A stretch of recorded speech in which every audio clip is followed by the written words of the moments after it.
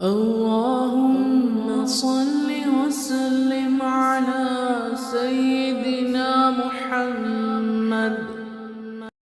عبداللہ بن عمرو بن عاص رضی اللہ عنہما کہتے ہیں کہ رسول اللہ صلی اللہ علیہ وسلم نے فرمایا، اللہ تعالیٰ قیامت کے دن میری امت کے ایک شخص کو چھانٹ کر نکالے گا اور سارے لوگوں کے سامنے لائے گا اور اس کے سامنے اس کے گناہوں کے 99 دفتر پھیلائے جائیں گے۔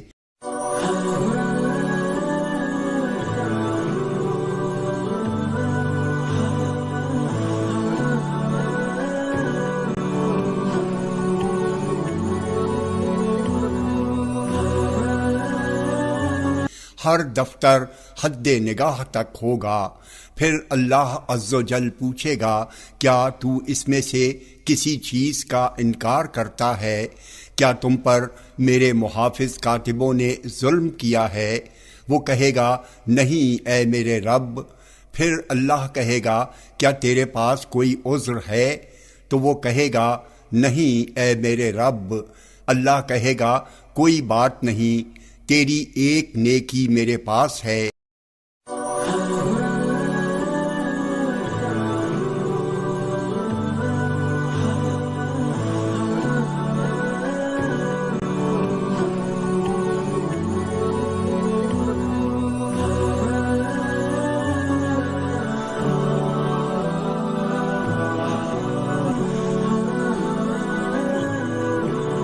آج کے دن تجھ پر کوئی ظلم و زیادتی نہ ہوگی۔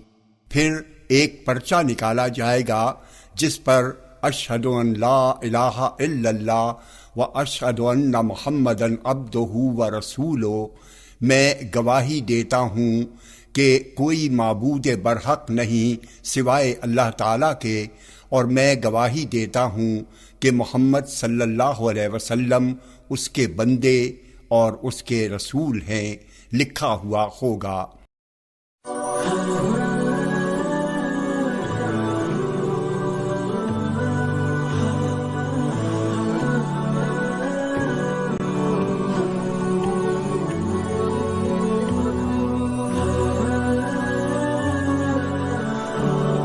اللہ فرمائے گا، جاؤ اپنے اعمال کے وزن کے موقع پر کانٹے پر موجود رہو۔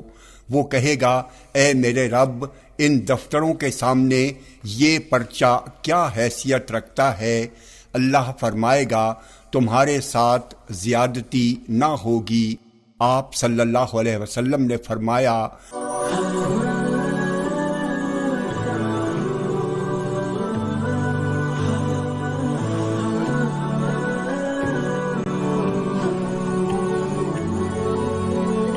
پھر وہ تمام دفتر ایک پلڑے میں رکھ دیے جائیں گے اور وہ پرچہ دوسرے پلڑے میں، پھر وہ سارے دفتر اٹھ جائیں گے اور پرچہ بھاری ہوگا۔